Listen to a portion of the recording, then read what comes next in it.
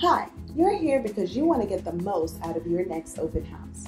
So maybe you're new to real estate, or you've held one too many open houses and you're not getting the movement that you thought you would. Having an open house is a key point in the sales process for your business, and it really requires for you to put some strategy into action. So if you want to know more about how to get the most out of your open house, subscribe and keep watching.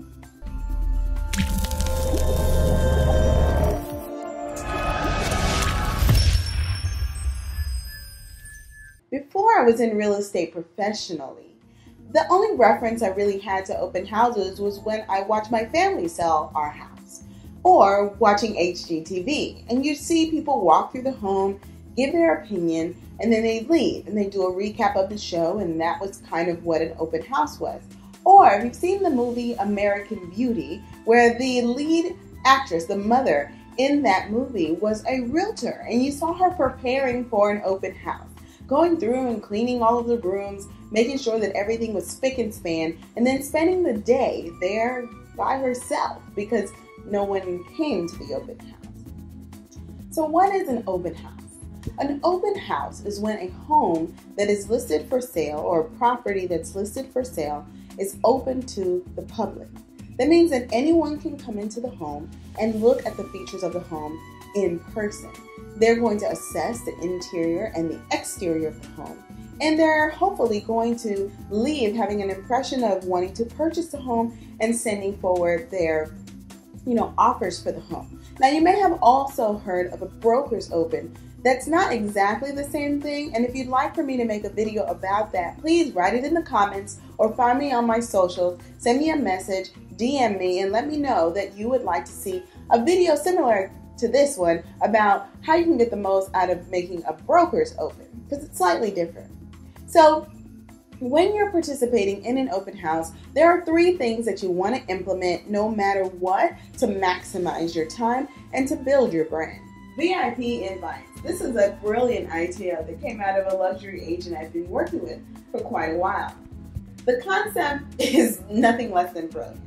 One of the luxury agents that I work with noted with me that every time he held an open house, he would see more and more of the neighbors coming into the home, or people who really weren't interested in buying anything, but they were looky-loos. You always want to see the inside of your neighbor's home.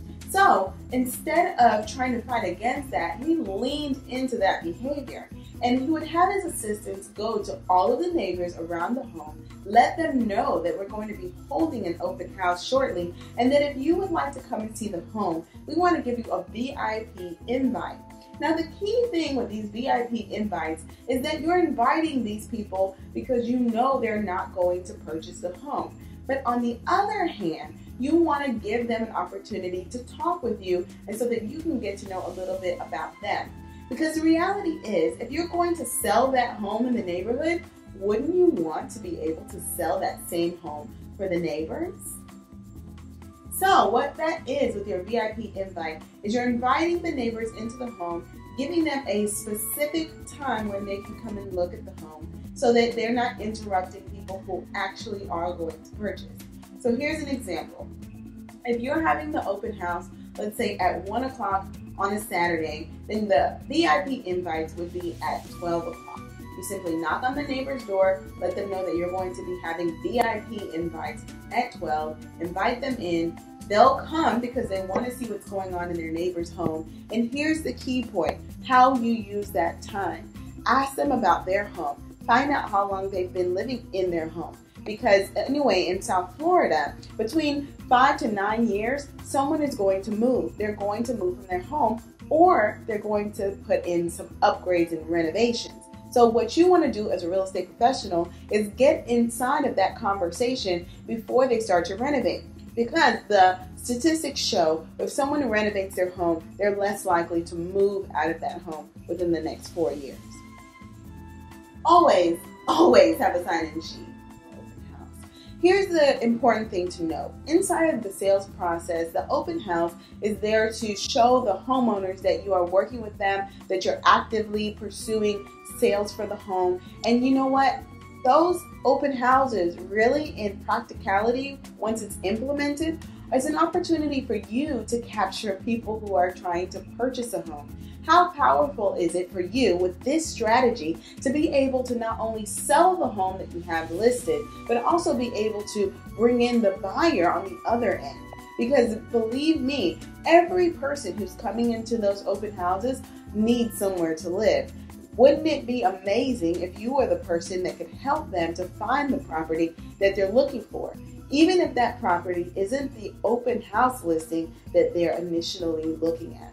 So that sign-in sheet is so essential because it gives you an opportunity to build your email list and to be able to continue the conversation and nurture the relationship with that person who's looking for a home. So always have a sign-in sheet. My last strategy for you is to be creative.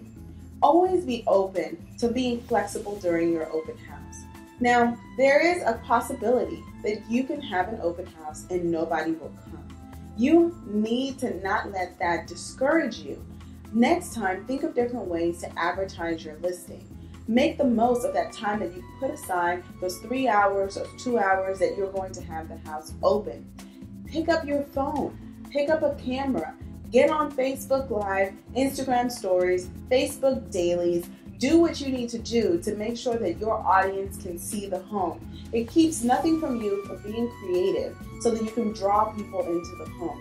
I've been to many open houses with my luxury agents over the years, and it's really run the gamut from simply opening the door and having an assistant be there to walk you through the home, or from having a complete entertainment agenda, a complete menu, a complete entertainment show, a presentation during the open house to draw people into the home. We've had executive chefs be present into the home to show you about the gourmet kitchen. We've had DJs come in to show you how awesome the entertainment center is in that home. We've had pool parties, fake mermaids inside of the pools just to show you how awesome the outdoor and exterior portions of the home could be used to its potential. So be creative about your open house and do not get discouraged. I wish you nothing but the best in your next open house, and these are things that you can look for whether you're a professional in real estate or if you're someone who's looking for a home or you're looking for an agent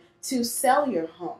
These areas are things that you should be looking for if you really call yourself a real estate professional. These 3 things are just key strategies that any professional should know, and if you know it and you haven't been using it, now's the time to implement it in your next open house. So number 1 is for you to use those VIP invites. Have a sign-in sheet and be creative. I hope you found this information useful, and thank you so much for watching. Of course, every time that you watch my video, you have an opportunity to download my free social media guide. Download it and start putting those creative ideas to work for you in your business, in real estate, or any other area that you're in. Thank you so much again for watching. Again, I hope you found this information useful, and I'll see you next time. If you have other ideas, please write it down in the comments because other professionals are looking for creative ways for them to grow as well. Thank you for watching. Go forth and flourish.